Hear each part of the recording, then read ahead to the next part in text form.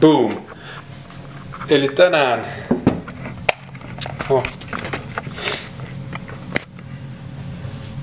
Eli tänään kokkaillaan vähän iltapalaa. Katsotaan mitä saadaan aikaiseksi. –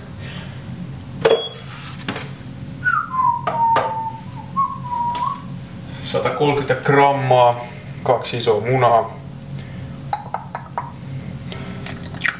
Noin, Mulbertson sinne.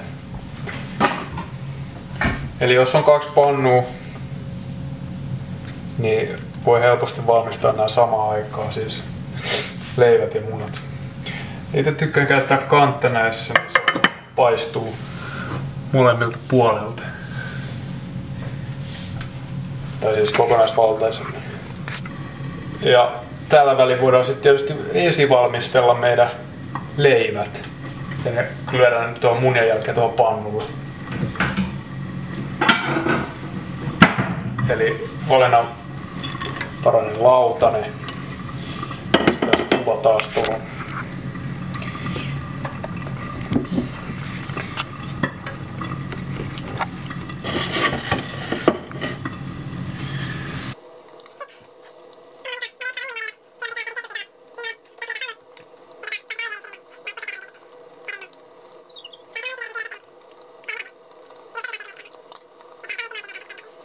Ja ton näköisiä. Sitten otetaan ne helvettiin tosta.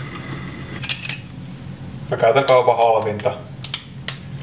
Jotkut joskus... En mä usko, että näillä on mitään eroa.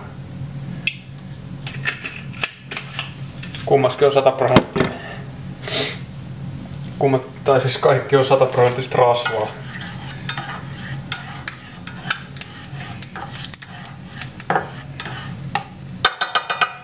Jotkut väittää, että maus on ero, mutta ei helvetissä ole.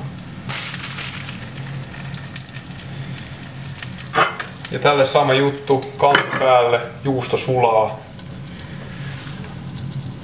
Tulee ihan törkeä hyvää. No niin, sit alkaa olla jo valmista.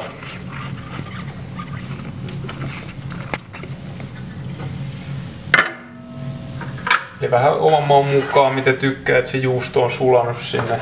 Laitetaan setit saatana lautaselle. Se mitä mä tykkään heittää niinku mausteet ennen noit munia. Eli mulla on nyt tää popcorn mauste. Ihan vittu hyvä. Sit vaan Mulbertsonit päälle.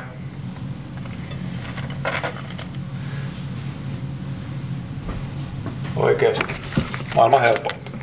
Maistuu ihan saatana hyvältä. Okei, mutta tää oli tässä.